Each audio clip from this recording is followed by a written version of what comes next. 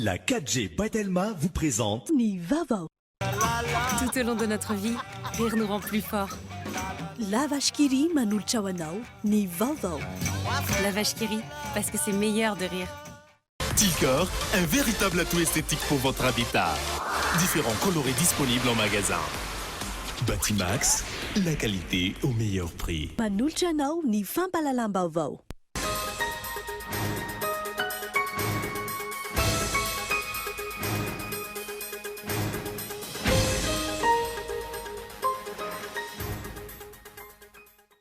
Ny ampidimy indray namony any vokatry ny valinaretina coronavirus eto Madagasikara. Raha toka amin'ny ampy 5.7 ireo olona vao marina fa mitondra ny tsimokaretina araka ny tatitra androany. Niona tamin'ireo vahoaka tsy nahazo fanampiana avy amin'ny fitondram-panjakana ny maraina teo teny Bemasoandro Pitosy ny filoham-pirenena mivady. Fotoana izay milazany fa tsy maintsy sy mahazo fanampiana avokoa ny isa-tokantrano eto Antananarivo. Toy ny mahazatra dia niala andraikitra indray ny antoko-tim namoaka fanambarany izy ireo ary nilaza fa tsy miray tsy kombakomba amin'izay ho mety ho tsy fahombiazana amin'ny fitantanana ny fanampiana avy amin'ny mpiara-miombonantoka mahakasika ny Covid-19. Tsy ela akory nisy ny fangatahana fandravana gouvernemanta sy gouvernemanta fiara-mitantana. Maro ny sekoly tsy miankina no mandray fanapa-kevitra ankehitriny. Toy ny teo anivon'ny sekoly katolika eto Madagasikara izay amarana ny taom-pianarana 7 roapolo sy roa arivo amin'ny 14 aogositra ho avy izao. Eo amin'ny maresaka iraisam-pirenena miverina ny fivandonana eo amin'ny tafika Siriana sy ny tafika Israeliana. Ny firenena Israeliana izay nanantanteraka fanoherana ny fidirana antsokosoka amin'ny sistana. Nedineo arahanao afaka fotoana foana.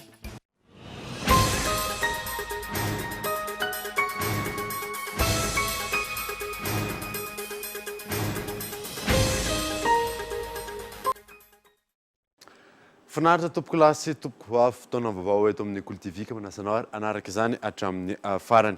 Nanamboatsika ny vaovao dia miampy 5 indray ny namony any vokatry ny valinaretina coronavirus eto Madagasikara. Raha toka 5.9 ireo olona vao marina fa mitondra ny tsimokaretina araka ny tatitra tamin'ity androany ity. Henri Flory. Olona 5 no fantatra fa lavon'ny valanaretina coronavirus androany izay manome ny tarehimarika 13 hatreto. Ireo namony ainy vokatry ity valanaretina ity hatramin'ny nidirany teto Madagasikara. Tafiakatra 5.9 ireo olona mitondra ny tsimokaretina ankehitriny raha toka ny ampy ireo tranga vaovao misa 5.9 voamarina androany araka ny tatitra navoaka ny CCO Ivato. Nisy ihany koa ireo sitrana soamantsara misa 2.7 izany hoe hatramin'ity androany ity mitotaly 4.7 ireo sitrana soamantsara teto Madagasikara raha toka 4.7 ireo izay mbola manaraka ny fitsaboana.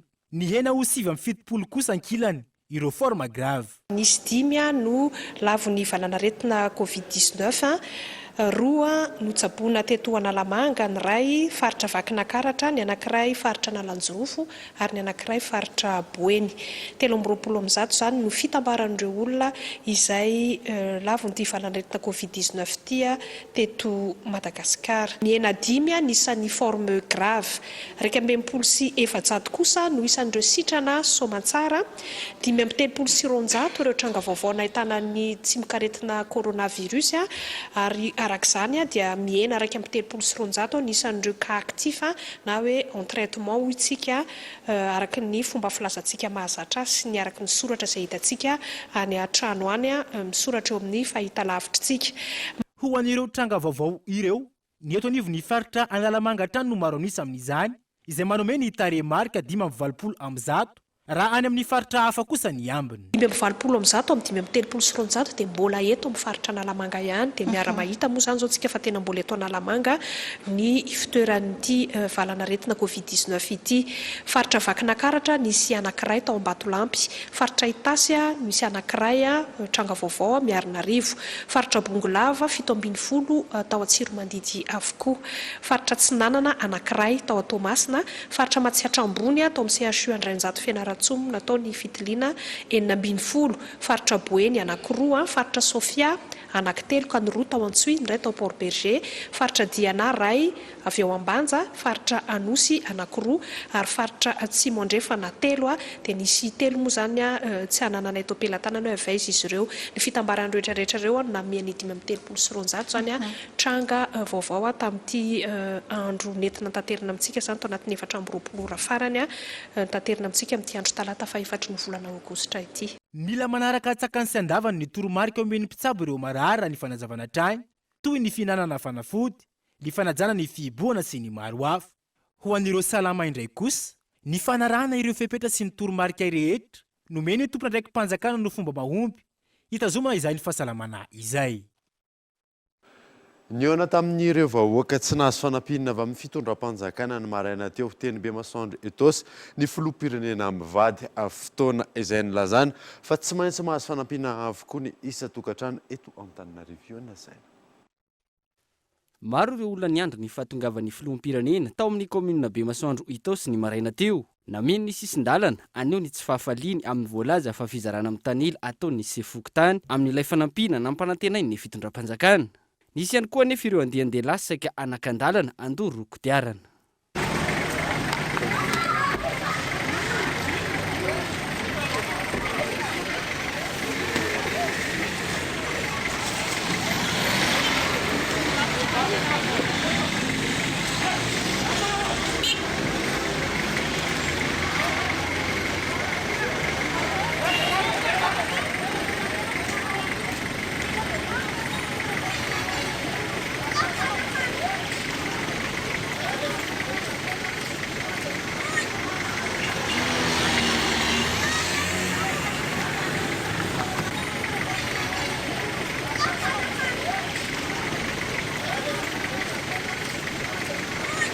Olona vokarama ary anakorontana ireny andihandehilahy ireny raha nambaran'ireo mponina teny amin'ny manodidina.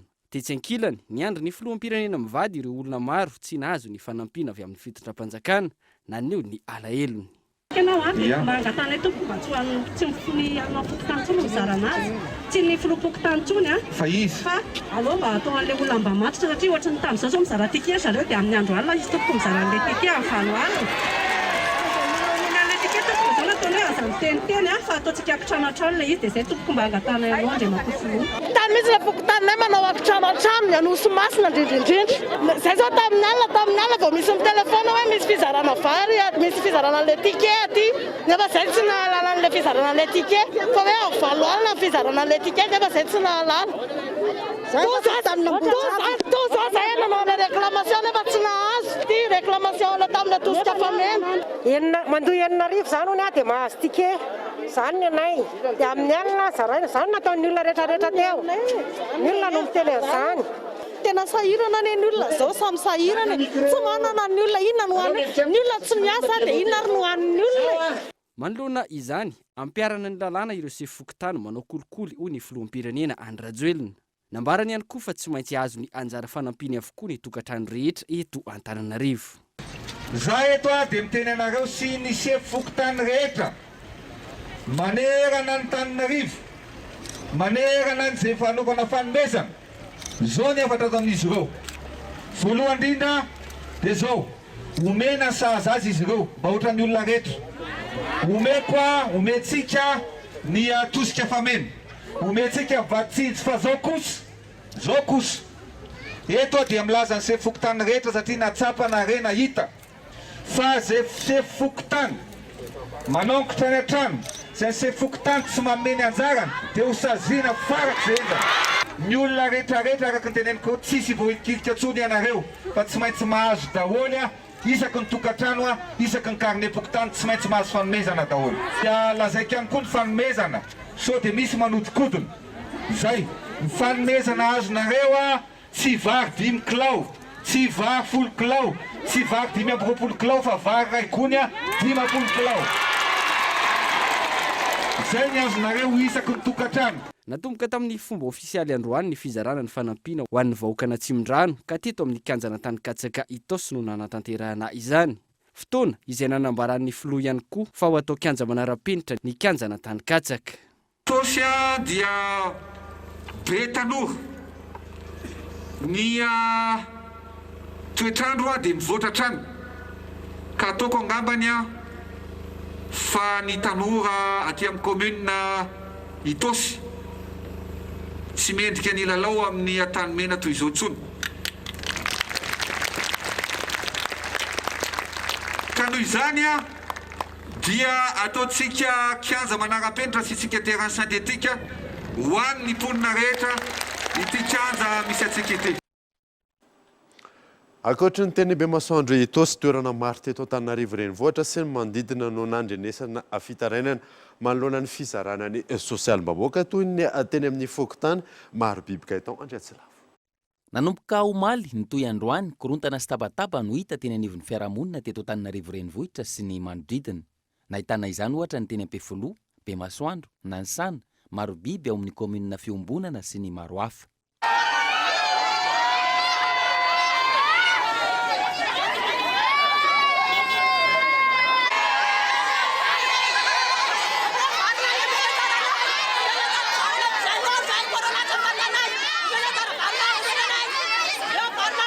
Tsy mazava ny fandaminana sy ny fandraisana ireo mpisitraka hoy ireto mponina ireto. Ao ireo milaza fa izay nahazo ihany no mahazo ary maro ny mbola tsy nisitraka fanampiana.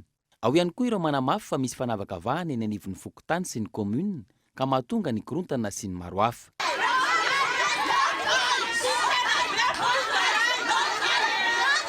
Ny teto amin'ny commune Fiombonana, nilaza ny tompona andraikitra fa omaly hariva no nivory teny amin'ny distrika ireo ben'ny tanàna ka nahazo paiko midina akana olona 50 isaky ny fokotany ho solotena amin'ny fizarana ofisialy izay ataon'ny filohan'ny repoblika ny maraina teo teny Bemasoandro. Antony nahatonga azy ireo ny tety tokantrano araky ny fepetra takiana omaly hariva ihany ka niteraka izao tsy fifankazona izao. Dia le izy tamin'ny omaly hariva no nandeha nitety trano zareo tompona andraikitra. Raha amin'olona nefany raha amin'olona eto amin'ny fokotany eto be da be fa tsy hoe olona roa na hoe 20 fotsiny isan'olona ety tokony mba nanao vohitra hoe androany zany le action no nitsanga dia tokony tamaly zareo tokony nanao filazana hoe hitety ny tokantrano izahay. Una tany 50 any ny olona mahazo tokony najanonao zany le izy hoe aloha hijanona fa manakorotana an'le vahoaka.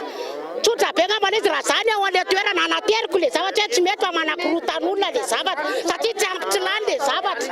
Dia aloha ary mieritreritra hoe tsy nisy zay manakorotan'olona ohatr'izao. Tsisy idirany andro radio io izy le carte mobile ny teny anateo. Fa ahoana moa no hoe tsy vary avy any amin'ny andro radio ny zarainao. Saingy mijery vaovao amin'ny télé dia mihaino radio koa zay. Fa fantatray mihitsy hoe vary avy any amin'ny andro radio le vary io. Dia ahoana ny lasa hoe tsisy idirany andro radio le zavatra io. Nampalahelo be mifoko mihitsy le izy. Raha ny fanandravana voaray hatrany ireo fianakaviana marefo mbola tsy nisitraka fanampiana hatr'izay nidirana tamin'ny fiboana izay no natao lahara-pahamehana araka ny lisitra teo am-pelantanana. Mbola isy ny fizarana ho an'ny fianakaviana marefo rehetra aoriany ny fandaminana apetraka. Raha tsy ivona tokantrano roa hetsy no hisitraka ny fanampiana ho an'ny eto an-drenivohitra manokana ka tokantrano maherin'ny 3 alina isan'andro no hisitraka izany. Nanomboka omaly alatsinainy ihany koa ny fitinjarana any amin'ny faritra hafa manerana ny nosy, indrindra ireo faritra misy fiantraikany amin'ny vantana mahakasika ity valanaretina Covid-19 ity. Raha ny eto tanisa voaray, tokantrano ray tapitrisa manerana ireo tanan-dehibe amin'ny faritany eto Madagasikara no hisitraka fanampiana avy amin'ny fitondram-panjakana. Tanjona amin'izany ny fanamaivanana ny fasairanana sy ny fiatrehana ny valanaretina. Manoloana ireo korotana eny anivon'ny fiarahamonina omaly tsy tamin'ity androany ity nitondra fanazavana mahakasika ny sosialim-bahoaka ny avy ao anivon'ny commune Antananarivo renivohitra. Kahitao Andriatsilavo. Ireto roa hetsy ireto kosa dia ankoatran'ireo olona ray hetsy efa nisitraka dia izy ireo ndray zany no azo ireo fanampiana vatsy ireo izay misy vary ray gony 50 kilao anatin'izany ary misy ihany koa baoritra anankiray izay misy fitaovana ilayntsika andavanandro toy ny menaka, toy ny sira ary indrindra ary voamaina ihany koa ho atao sakafo ho fanampiny izany vary izany. Rehefa atao ny totalin'ireo olona rehetra ireo dia mahatratra 3 hetsy mahery satria tsy adinontsika koa ilay fanampiana natao mitentina 3 alina ariary izay olona 5,400 alina no nisitraka azy ireo. Ireo 5,400 alina ireo dia ireo olona izay tsy nisitraka tosika fameno sy ireo nanao fitarainana tao anatin'izany hoe tsy tao anatiny ireo lista ireo. Mitohy ihany koa zany ankehitriny ary rehefa mitambatra dia mahatratra eo amin'ny 5,400 sy 3 hetsy tokantrano zany no voakasika eto Antananarivo. Raha ny taremarika nefa no jerena dia 3 hetsy ka hatramin'ny 4 sy 3 hetsy eo zany no isan'ny tokantrano mipetraka eto Antananarivo renivohitra amin'ny boriboritany eny. Izany hoe saika ho voarakotra avokoa ary izay no mahatonga ny fitondram-panjakana tarihany Andriamatoa Filohan'ny Repoblika sy ireo tompon'andraikitra rehetra toy ny ben'ny tanàna sy ny governoran'ny faritra Analamanga miara-mientana ankehitriny izara izany fanampiana izany ho an'ny tokantrano tsirairay avy.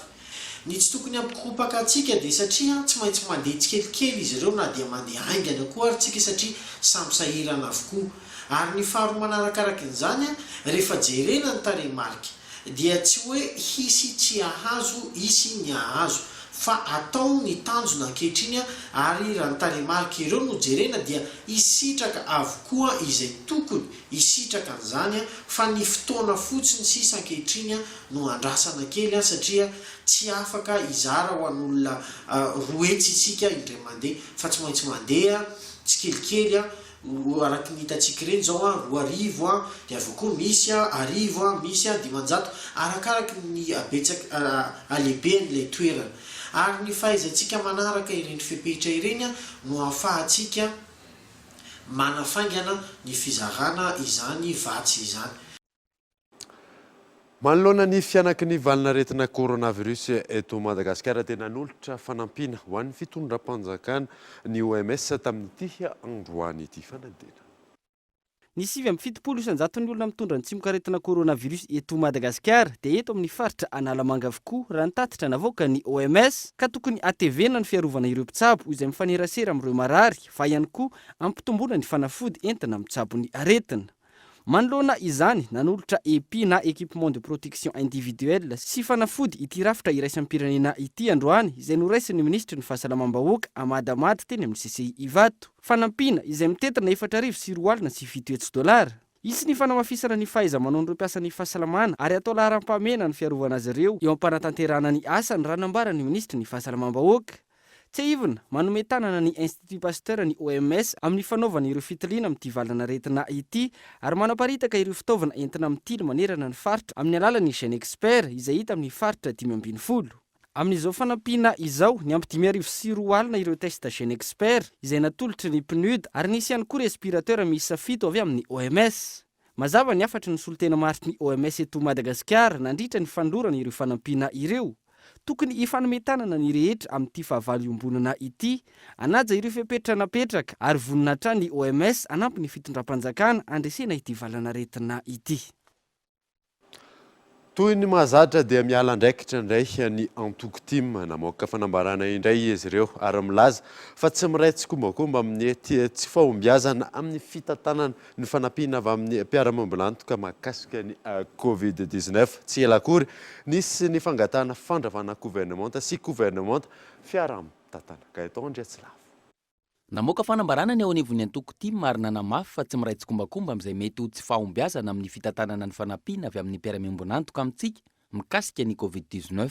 Nanamafy ihany koa izy ireo fa efa niantso sy nanolo-tanana ny fitondram-panjakana fa tsy nohenoina sy natosiboho-tanana. Atreto anefa tsy mbola nisy hetsika fanampiana natolo-tanana nataon'ny antoko ho an'ny mpiara-belona amin'izao ady atao amin'ny coronavirus izao. Ny arahana hita aloha dia ny fanentanana ny olona tsy hisotro CVO ny natao ary noraisina ho famadihana ny antoko mihitsy ny fijoroana ho vavolombelona nataona solombavambahoaka iray sitrana tamin'ny coronavirus noho ny fanarahana ny traitement CVO. Vao tsy ela akory tamin'ny 13 Jolay lasa teo nanao fanambarana ny teo anivon'ny RMDM izay tarihin'ny filohan'ny antoko team Marc Ravalomanana nitaky fandravana ny gouvernemanta ka ametraka gouvernemanta fiaraha-mitantana.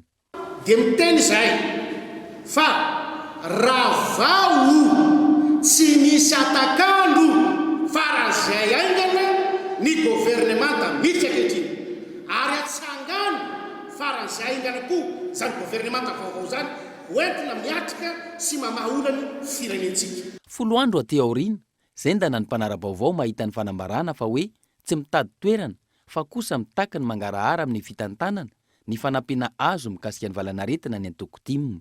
Tsy maintsy lainga sy mivady tela ohatr'izany ve ny fanaovana politika eto amintsika ary ilay fitakiana fanavana governemanta ve ilay lazaina fahatolotanana tsy nohainohy ny fanjakana sy no lavo ny fanjakana. Izany ady seza izany ve ny vahaolana amin'izao fotoatsarotra lalova ny firenena maneran-tany izao. Lafa mavao hafa kosa indray dia zaza latsaky ny 5 taona miisa 4.7 tapitrisa mahery no mety hiarany tsy fanjarian-tsakafo vokatry ny fisian'ny valanaretina coronavirus. Manoloana izany dia ilaina ny fandraisana fepetra angany fanadina. Namoaka fanambarana tamin'ny alalan'ny tranokala-mpifandraisana ny teo anivon'ny UNICEF Madagasikara mikasika ny tsy fanjarian-tsakafo mianjady amin'ny zaza latsaky ny 5 taona amin'izao fisian'ny valanaretina coronavirus izao. Arak'izany, zaza miisa 4.7 tapitrisa mahery no mety hiaran'ny tsy fanjarian-tsakafo vokatry ny fisian'ny COVID-19 raha toa ka tsy misy ny fandraisana fepetra aingana amin'izany. Isan'ny voakasika amin'ity tsy fanjarian-tsakafo ity ny zaza latsaky ny 5 taona eto Madagasikara. Manoloana izany, fandraisana andraikitra noraisin'ny teo anivon'ny UNICEF miaraka amin'ireo mpiara-miombonantoka samihafa ny fanatanterahina ny hetsika amin'ny ady atao amin'ny tsy fanjarian-tsakafo ny zaza sy ny COVID-19. Tafiditra ao anatin'izany ny fampiroboroboana ny famatsiana ny sakafo mahavelona sy azo antoka, ny fampiasam-bola amin'ny fanasarana ny sakafo mahavelona ho an'ny zaza, ny fanamafisana ny fanaraha-maso ny fitsaboana ny tsy fanjarian-tsakafo, ny fanomezana sakafo mahavelona any an-tsekoly ho an'ny zaza marefo, ary ny fametrahana ny fiarovana ara-tsosialy amin'ny fisitrahana ny sakafo mahavelona. Tsy aivina, zaza malagasy miisa 2.7 tapitrisa no niaran'ny tsy fanjarian-tsakafo talohan'ny fisian'ny valanaretina coronavirus. Tsy manara-dalàna ny fametrahan'ny telemany réseau 5G manerana ny Madagasikara raha nambarany avy eo anivon'ny Artec. Mitsipaka izany kosa ny telema ary manohy izay fanapariana ny 5G izay araky ny fampitambavao izay navoakan'izy ireo Michel Arnardo. Mienzandroa mitady eo amin'ny orinasa Telma sy ny Artec na ny autorité de régulation des technologies de communication. Raha ny fanazavana azy teny anivon'ny Artec ny taona 2024 no nanao fangatahana hanao andrina na autorisation à titre temporaire ny andrina indoor 5G na ao an-trano ny Telma. Andrina izay naharitra 2 volana. Ny volana Jona 2024 nanomboka ny fanapariahana. Ny volana Jolay 2024 nytoy tamin'ny fanapariahana ara-barotra ary ampolo n'ireo sita teto andrenivohitra raha ny fanazavana hatrany. Manoloana izany nampitsahatra izany ny Artec, miisa 2 mazava tsara ny antony nampitsarana izany hoy ny tompon'andraikitry ny Artec.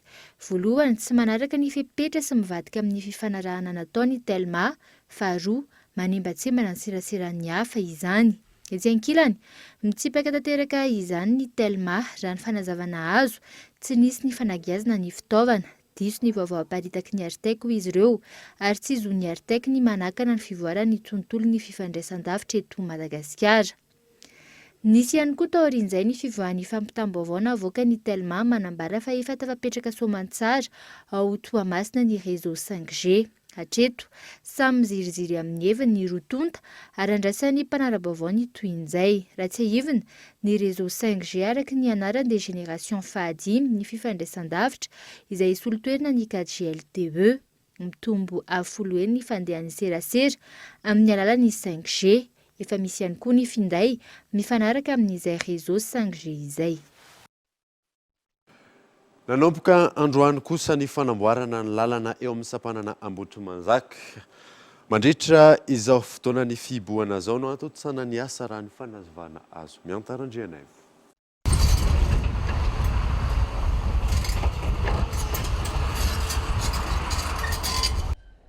Tao anatin'ny fotoana maharitra no nanaovan'ny mpivarotra sy mponina Antsoava amin'ny fitondram-panjakana ny fanamboarana ity lalana eto amin'ny sampanana Ambotrimanjaka ity.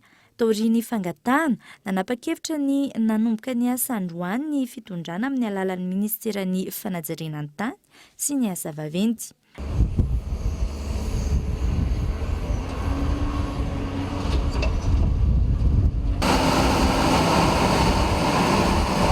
Raha ny fanazavana trany, izay navitaina mandritra ny fotoanany fiboana ny fanamboarana mba ahafahan'ireo mpivarotra ety an-toerana miasa avy hatrany aoriany fahamiana ara-pahasalamana. Tena tara narako fanagovron ny lalana eto, isitraka tombony voalohany amin'izao ny mponina fa ihany koa ireo mpivarotra ara-malagasy ety an-toerana. Raha tsy ivona vovoka hatrany tety an-toerana nandritra ny fotoana maro ary isan'ny nambaran'ny mpivarotra fa maharatsy ny tsenan'izy ireo izany. Mandidina ny 40 tavy ny toeram-pivarotana ara-malagasy ety. Tonga tao fotoanany dokavarotra isika aorianan'izay andraisantsika vahiny avy ao amin'ny ministeran'ny tontolo iainana eo an'ny kofony ny fepetra raisin'ireo sekoly tsy miankina amin'izao fotoana izao rehefa avy eo ary.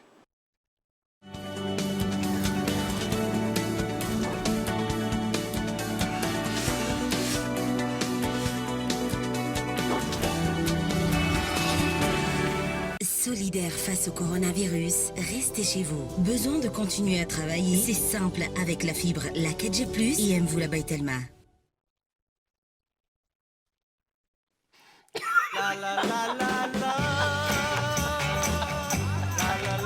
Tout au long de notre vie, rire nous rend plus forts. Ce que nous mangeons devrait en faire autant.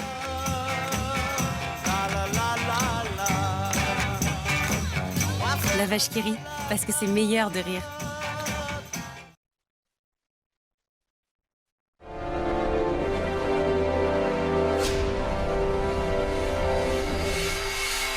Pour vos travaux à risque, éliminez le danger. Équipez-vous de la tête aux pieds avec la gamme de protection individuelle Secure Plus. Respectant les normes de sécurité de la personne et adaptées aux besoins du quotidien. Disponible chez Batimax. Batimax, la qualité au meilleur prix.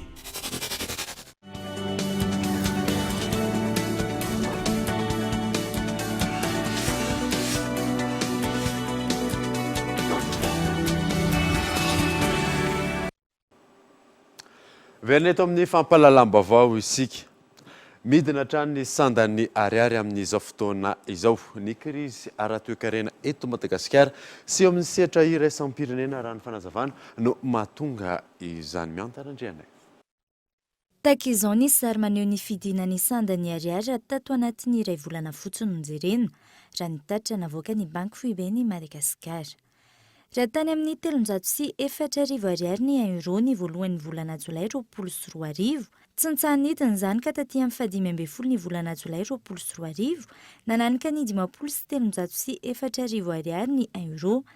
4 jolay 2024, nanakaiky ny 404 ariary ny euro, ary amin'izao fotoana izao, mahery ny 704 ariary ny euro.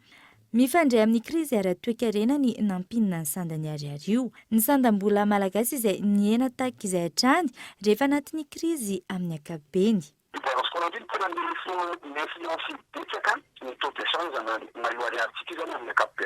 Zany hoe ao no ahitantsika ny vola azo vola mivoaka amin'ny importation sy vola vahiny antsika amin'ny exportation.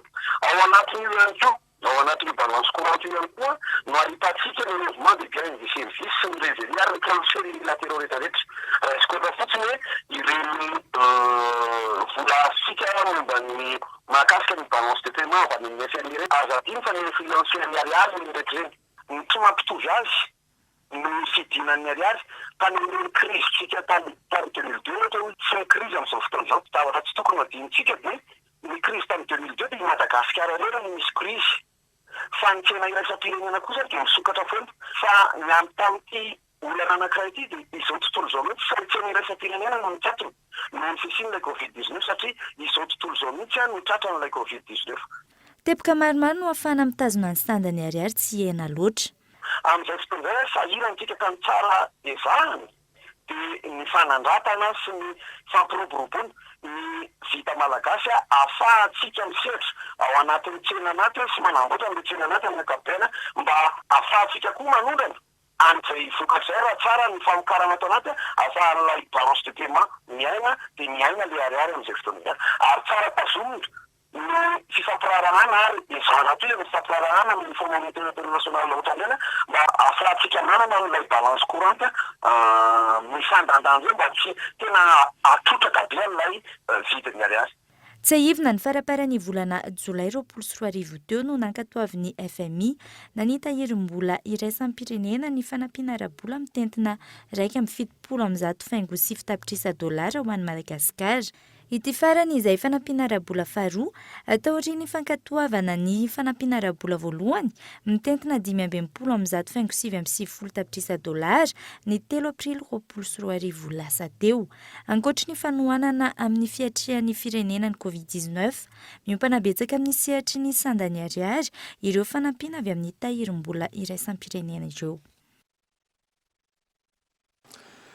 Manambahiny ny sampana fampalalam-baovao amin'ny ity alinay ity tsy izany fandriamantora Zafindrabe Rinazy tompona ndraiky tsy vanivon'ny ministera ny tontolo iainana eto Madagasikara miarabanao tonga so eto amin'ny fampalalam-baovao fomena da zay mandray ny vahintsika amin'ny ity androany ity dia miaraka amin'ny nialarana efson tenako androany.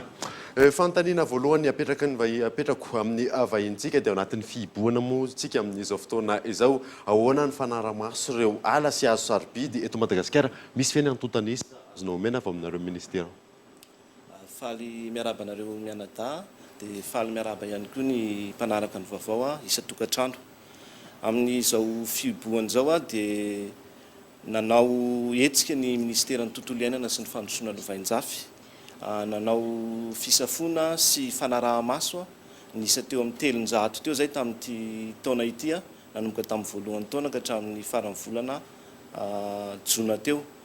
Tao anatin'izany nahitana fa mitombo zany ny fitrandrahana tsy ara-dalàna any amin'ireo faritra izay misy ny ala dia niezaka moa zany hatrany avaratra ka hatrany atsimo nanao an'izay ny teo anivon'ny ministeran'ny tontolo iainana sy ny fandrosoana lovain-jafy 300 zany ireo contrôle forestier natao.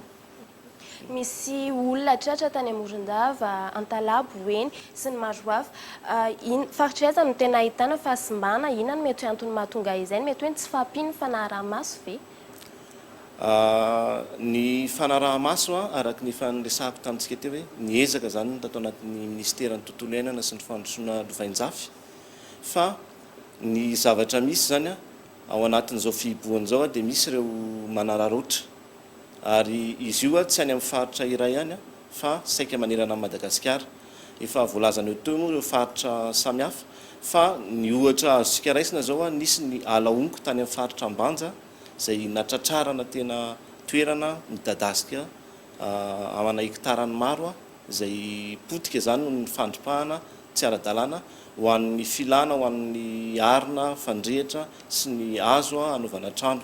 Misy koa tany amin'ny tany Toliara tany amin'ny faritra Atsimo andrefana nisy ireo arina fandrehatra charbon zany izay tratra ny dred na ny fitaleava-paritra tany amin'ny faritra Atsimo andrefana dia ireo zany manerana amin'ny Madagasikara ary tena efa miezaka sy miara-misy ala zany ampitandro ny filaminana sy ny vondron'olona ny fotony ny ministera amin'izao fotoan'izao amin'ny fiarovana ireo arena voajanaharitsika.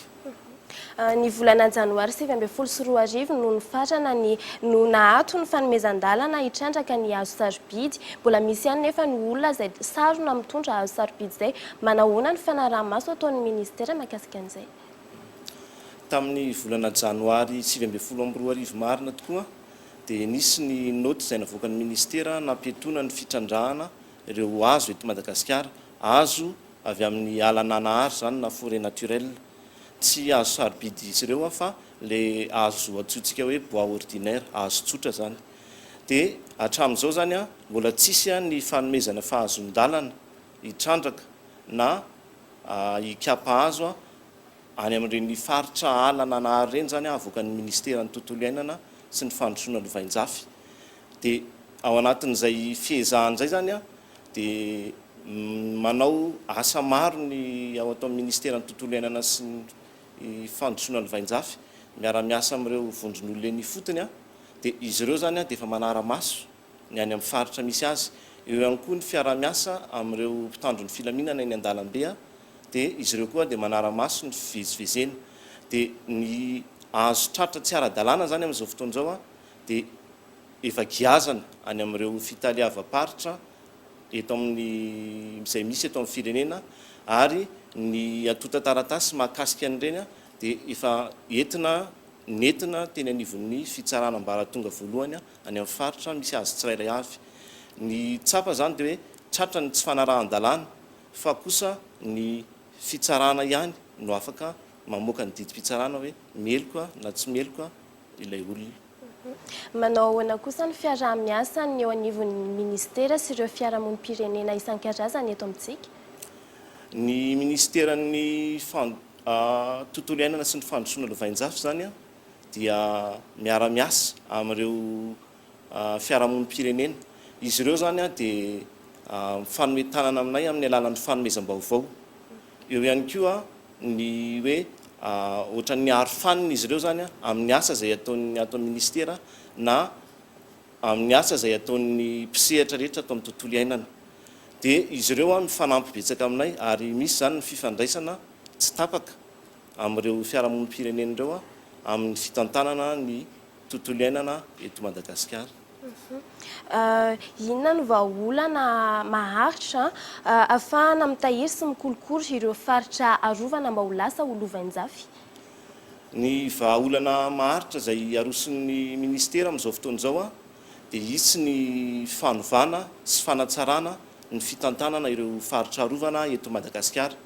Ao anatin'izany fanovana sy fanatsarana ny fitantanana izany ny fanaovana ny bokina andraikitra tsaratsara kokoa izay mitodika makany amin'ny fandrosoana.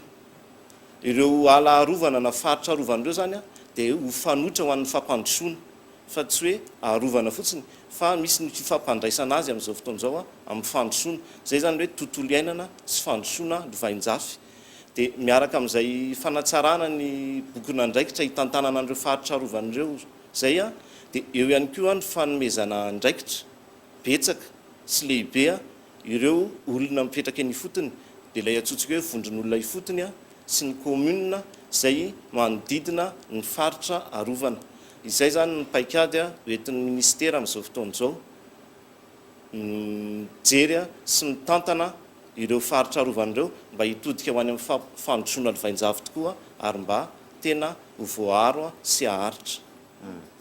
Ankasitrahanao vahiny teto amin'ny sampana famparahalam-baovao tamin'ny ity alina ity tondra ny fanazavana mahakasika n'izay ala arovana eto Madagasikara izay. Mankasitraka anareo manan-tahaka. Izay ny resaka mahakasika ny ala eto Madagasikara. Fa ny an'izantsika ny vaovao kosa indray dia tontolon'ny fampianarana. Maro ny sekoly tsy miankina no mandray fanapa-kevitra manokana amin'izao fotoana izao. Toy ny eo anivon'ny sekoly katolika eto Madagasikara izay amarana ny taom-pianarana 2020 roapolo sy 2024 aogositra ho avy izao. Henri Flora.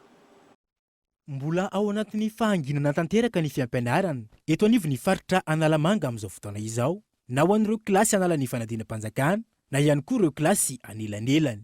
Ho an'ireo sekoly tsy miankina amin'ny fanjakana, efa maro amin'izy ireny no nandray ny fanapahan-kevitra mahakasika ny famitana ny fampianarana sy ny fomba entina ampisondrotana kilasy an'ireo mpianatra ao aminy. Misy ohatra ny nandray ny fanapahan-kevitra fa ireo fanadinana izay efa vita tany aloha sy ireo fampiasana izay nalain'ny ray aman-dreny teny anivon'ny sekoly no hanaovana ny tombana ka hampiakarana kilasy ny mpianatra iray. Raha ny fanapahan-kevitra no raisiny teo anivon'ny DINEC na ny Direction Nationale des Écoles Catholiques amin'ny 14 ny volana aogositra ity no mifarana ny taom-pianarana 2020 sy 2020. Manoloana io, samy nandray ny fanapahan-kevitra ireo sekoly katolika tahaka ny eo anivon'ny sekoly katolika iray Esamparibe, tahaka izao ny fanazavana azo avy eo anivon'ny tompon'andraikitra ny sekoly izay tsy nentina lalina sary fa nitondra ny fanazavana ankilany ny mahakasika ny fanapahan-kevitra no raisiny sekoly. Ity fanapahan-kevitra no raisina ity raha ny nambarany ho an'ity sekoly ity manokana fa tsy raisany sekoly katolika rehetra. Misondrotra fa tsy hoe misondrotra. Raha ohatra izy ka hoe misondrotra avokoa ny mpianatra dia dikan'izany afaka daholo. Fa eto zany nareo mpianatra izay tokony tsy ho afaka azy dia asondrotra. Fa rehefa tonga ny fidirana no tsy maintsy jeren'ny sekoly miaraka amin'ny mpampianatra mpanabe raha mandreny sy ny sisany hoe ahoana moa no hamitana an'ilay banga teo aloha idirana amin'ilay programme vaovao ary indrindra hanampiana an'ireo mpianatra izay mety osaosa izay tsy tokony misondrotra saingy alohan'ny zava-misy dia masondrotra. Ankoatra izay, mizarazara ihany koa ankilan'ny hevitra ireo ray aman-drenin'ny mpianatra tafaresaka tamin'ny mpanao gazety ny Koro TVFM tamin'ity androany ity malona ny famitana sy ny fanohizana ny fampianarana. Andrasana ho izy ireo ny fanapahan-kevitra raisy ny fitondram-panjakana indrindra fa ho an'ireo kilasy anelany. Zay zao tsy fantako mihitsy hoe ino vita io ve nabekarana kilasy an'ilay mpianatra sa hoe mbola manao examen sa hoe ahoana. Nefa nenay zao akatiky ny fiakarana 3e le mpianatra dia tsy fantako hoe inona ny tokony atao amin'izany. École fanjakana dia tsy fantako mihitsy hoe ahoana zao fanapahan-kevitra. Hoe mangataka fanapahan-kevitra amin'ilay hoe fisindrotana kilasy zany. Zay zany ny fanapahan-kevitra hitako. Tokony enjehana ihany raha misy moyen dia atao ihany dia avitan'ny mpianatra amin'ny programme fa mijery be. Misy manko be zany ilay mpianatra avy eo na hoe mipasse classe ary izy dia misy manko be satria ny examen zay zavatra vita ihany nanaovana examen dia mba enjehana ihany dia avitan'ny programme. Na hoe ajanona mihitsy ny aloha ty fa mpanaovana examen ihany ny mpianatra dia avy eo ampidirina ao anatin'ny programa fampianarana manaraka ny programa tsy vita tamin'ny teo mba tsy hampiry an'ilay ankizy. Santonany ihany ireo hevitra avy amin'ny ray aman-drenin'ny mpianatra ireo fa isan'ny andrasan'ny maro amin'izao fotoana izao ny fanapahan-kevitra goavana raisy ny fitondram-panjakana malona ny fampianarana sy ny fanazavana misy mahakasika ny fanabeazana indrindra fa ho an'ireo kilasy anelany. Tato anatin'ny fiboana ny tombony isan'ireo olona manao fizahana maso eny amin'ny dokotera mpitsabo maso raha ny fanazavana azo tamin'ity androany ity. Hiny ankizy sy ny tanora no maro anisa amin'izany. Ny alarana efson. Ireo tanora sy ankizy no maro manantona ireo mpitsabo hanao fizahana maso tao anatin'izao fiboana izao. Antony, ny fijerena maharitra, ny fahitalavitra, ny finday, ny solosaina sy ny maro hafa ihany koa. Ho an'ity toby fizahana maso iray ity, ny tombo 20,000 ireo olona tonga nijery maso raha mita amin'ny teo aloha. Raha ny fanazavan'ireo mpitsabo androany, ilaina ary mila tsaboana ny arety maso. Ny olona raha vao marary maso izy dia kamo izy mankatỳ aminay mpitsabo maso dia vitsoro maso eny an-tsena eny dia iny nefa ny tena zava-dosa satria vao maika mitombo ny arety mason'ilay olona satria tsy le degré amin'ny masony hitan'ny dokotera zany ny zavatra anaovany. Ny fiantraikany ny ampitombo ny degré amin'ny solomasony ary ndraindray raha sanatria izy moa ka misy fitazaina aretina ohatra ny hoe diabetika na hoe tsy misy fitazaina aretina dia lasa jambo izy satria mitombo zany ny degré dia na tsy mahita hatrany izy. Amin'izao koa efa veladera sy indrindra tamin'ity fiboan'ity dia mividy solomaso amin'ny. Mety hiteraka fahajambana tanteraka ny fanaovana dokotera tena raha toa ka tsy manantona ireo mpitsabo maso. Monture izy zao dia mankatỳ amin'ny mpitsabo maso izy dia zay izy vao mividy vera. Dia zay zao mety fa tsy dia tsara ilay hoe misy mantsy hitako zao ilay andinina teneninao teo misy any hoe ty solomaso izy ho an'ny vue de près dia misy 2 izy dia iny zany tena tsy mety misy satria mbola beka be ny zavatra ataon'ny dokotera mihiny zay vao tonga any amin'ny degré an'ilay vue de près ny dokotera. Dia tsy tsara zany mividy an'izay fa le olona moa zany hoe manao esezana izy dia mijery an'ilay baiboly kely iny mahita tsara ozy izy nefa misy fiantraikany be dia be zay zavatra izay. Na eo aza izany tsy mandeha hoy ireo mpivarotra ny tsenan'ny solomaso.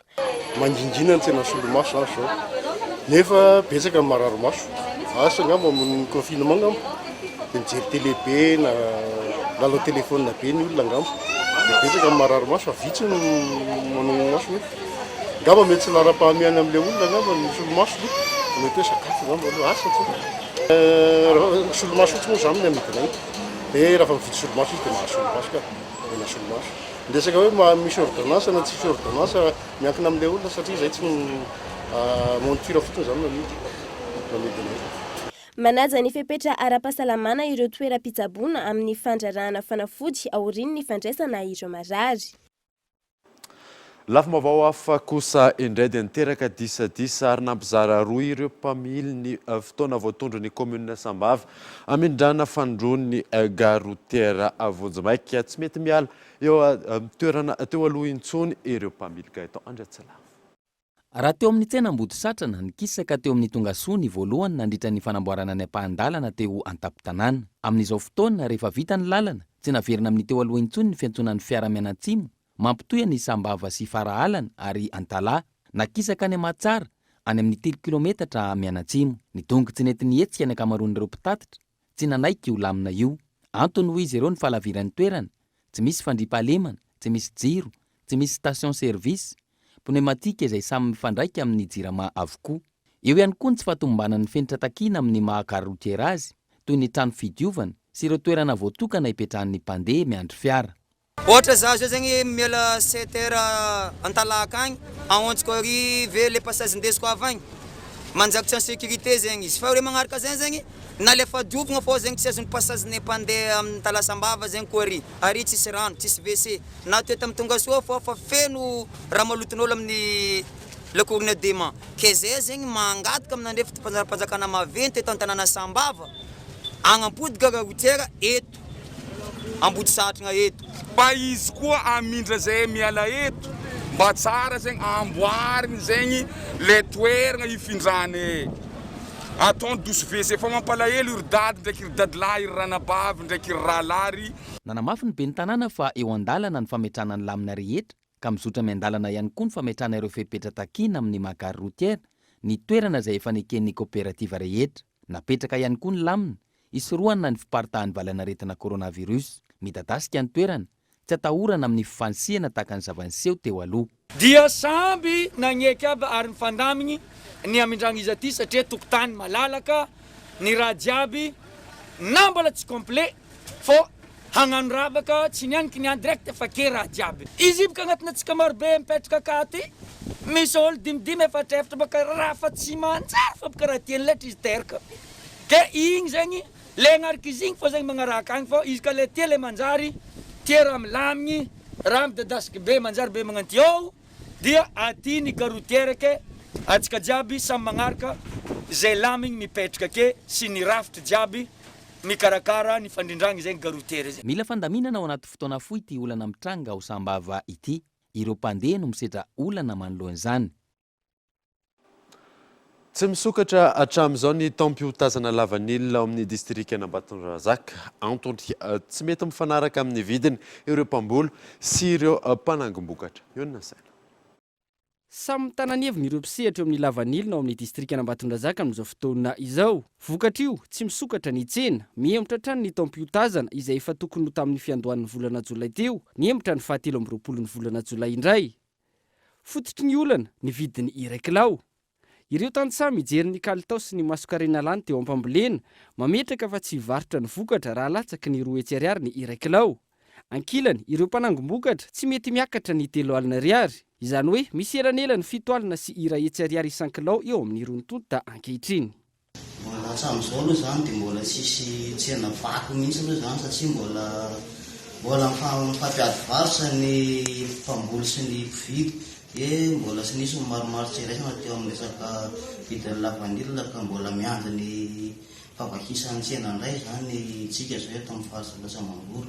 Raha jerena ny kalitaon'ny vokatra teny an-trano zany dia somary tena manamarika fa tsy tsara ihany izy ao raha fijery anazy teny. Efa maro ny tantsaha mitondra vokatra na avy any amin'ny fokotany hafa na kany amin'ny fokotany hafa nefa noho izay antony tsy fanarana teo amin'ny vidiny izay dia raha maina ilay tsena.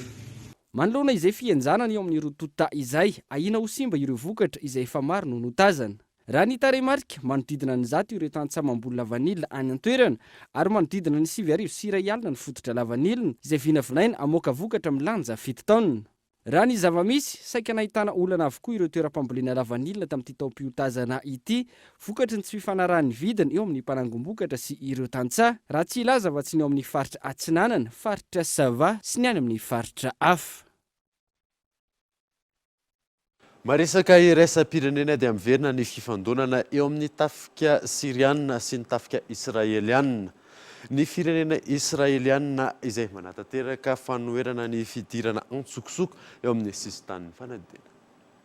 Miaramila Siriana miisa 4 no niditra tsokosoko tao amin'ny sisintany avaratra Israely, ny alady lasa teo raha nanambara ny tompon'andraikitra ny antoerana. manoloan'izany nitivitra avy hatrany ireo miaramila siriana ireo ny tafika israelianina izay nahitana ireo tafika nabakabaka. Toby miaramila siriana maro no nompitehin'ny tafika israeliana nandritra izany.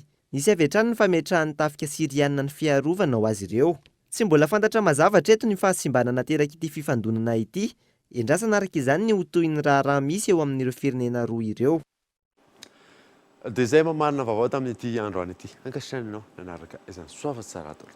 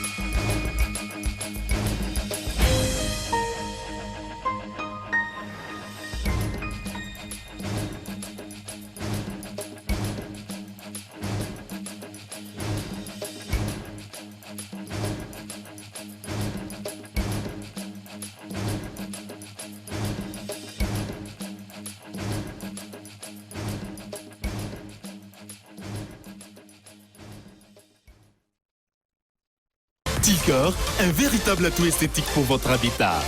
Différents colorés disponibles en magasin.